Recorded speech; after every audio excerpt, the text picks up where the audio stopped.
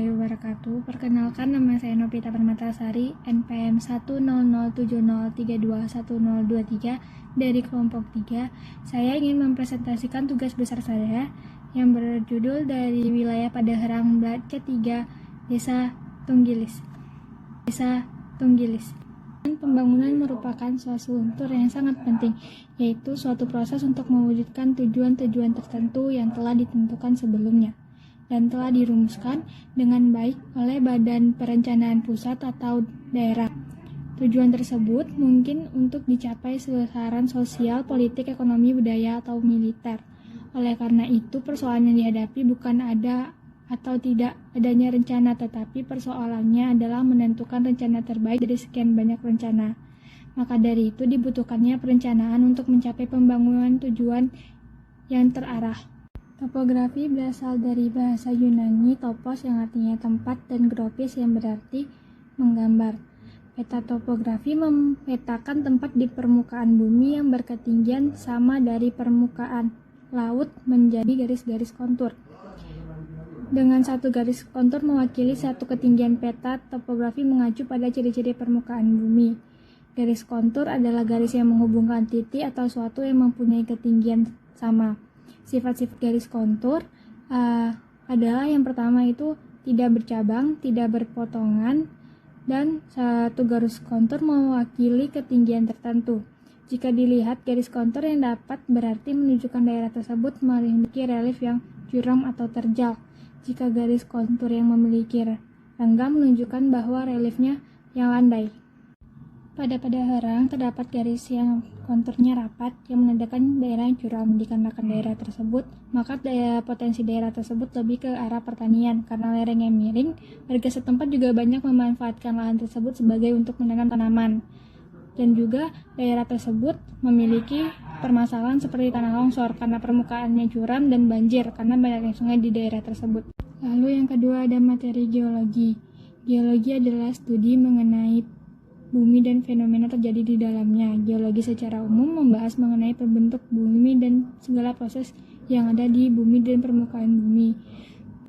Di dalam geologi adanya daur geologi dan jenis batu-batuan.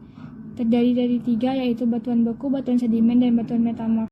Setelah dilihat melalui Google Earth, lahan tersebut dipenuhi oleh permukiman dan mempunyai potensi untuk persawahan karena dekat dengan sungai dan dibangunnya waduk. Karena lahan tersebut dekat dengan sungai, maka pada wilayah Padaherang Blat C3 atau lebih spesifik Desa Tunggilis ini mudah terkena banjir. Selain itu, mungkin dengan adanya waduk bisa digunakan untuk solusi pencegahan banjir tersebut. Selanjutnya ada materi jenis tanah. Tanah dapat dibedakan atau terjadinya perkembangan profil tanah, susunan horizon utama berdasarkan warna dan sifat fisik utama tanah. Tanah antara lain adalah latosol, andosol, potsolik, merah kuning, litosol, hidrosol, aluvial, regosol, planosol. Teknik identifikasi tanah dilakukan dengan melihat warna tanah dan struktur tanah. Dalam struktur tanah, penetapannya dapat dilakukan dengan 2 cara, yaitu penetapan menurut perasaan di lapangan dan penetapan dengan metode pipet di laboratorium. Profil tanah merupakan penampang melintang tanah yang tersusun atas lapisan tanah dan lapisan bahan induk, tersusun atas horizon O, horizon A, horizon B, horizon E, horizon C, horizon R, dan berfungsi untuk membantu peneliti melakukan survei untuk mengetahui daerah akan kita teliti bagaimana bentuk lahannya dan memahami dasar-dasar pengetahuan ilmu tanah. Terdapat 4 jenis tanah pada Padaherang Blat C3 ini. Yang pertama tanah litosol, yang kedua aluvial hidromorf, yang ketiga aluvial kelabu, dan yang keempat potsolik merah kuning. Namun pada umumnya ke Desa Tunggilis ini memiliki tanah aluvial kelabu. Selanjutnya adalah materi hidrologi. Hidrologi adalah ilmu yang mempelajari interaksi antara struktur batuan, air, dan tanah. Siklus hidrologi merupakan konsep dasar tentang keseimbangan air secara global. Aliran air di permukaan diinfiltrasi. Proses tersebut secara singkat, antara lain prosesnya evaporasi, transpirasi, evapospirasi, terjadinya aliran air, permukaan, infiltrasi. Selanjutnya adalah materi tentang hidrogeologi. Hidrogeologi adalah ilmu yang mempelajari kepadatan, penyebaran, dan aliran bawah tanah, termasuk kualitas airnya. Hidrogeologi mempunyai siklus yang sama seperti hidrologi. Ditinjau dari permukaan air tanah, dapat dibedakan menjadi air tanah dangkal dan air tanah dalam. Kemampuan meluaskan air dibedakan menjadi 4, yaitu ada aquifer, aquicole, aqueduct, dan aquitard. Macam-macam aquifer juga ada aquifer bebas, aquifer semi tak tertekan, semi tertekan, aquifer bocor, dan aquifer melayang. Selanjutnya adalah tentang materi daerah rawan bencana. Daerah rawan bencana adalah kawasan yang sering atau berpotensi mengalami bencana. Penetapan daerah rawan bencana merupakan bagian dari mitigasi bencana seperti gempa bumi. Jenis-jenis gempa bumi pun dibedakan, ada gempa bumi vulkanik yang disebabkan oleh gunung api, ada gempa bumi tektonik yang disebabkan oleh gaya endogen, robohan yang disebabkan oleh tanah atau batuan yang runtuh. Jenis-jenis gerakan antara lain adalah tanah, longsoran, aliran, jatuhan, robohan, gabungan, dan tsunami. Pada wilayah Padaharang Blat C3 ini memiliki ancaman bencana potensi gerakan, tanah, dan banjir. Selanjutnya adalah materi penentuan kawasan lindung, hutan lindung, dan kawasan lindung non-hutan lindung. Kawasan lindung adalah kawasan yang diterapkan dengan fungsi utama melindungi kelestarian lingkungan hidup yang mencakup sumber alam. Diatur dalam Keputusan Presiden Nomor 39 1990. Dilihat di peta RBI daerah Padaharang, kawasan budidayanya adalah kawasan lindung yang berada di daerah tersebut seperti Balai Pelestarian Cagar Budaya. Kawasan non-hutan lindung yang berada di daerah tersebut bisa dilihat dari peta RBI, daerahnya didominasi oleh persawahan.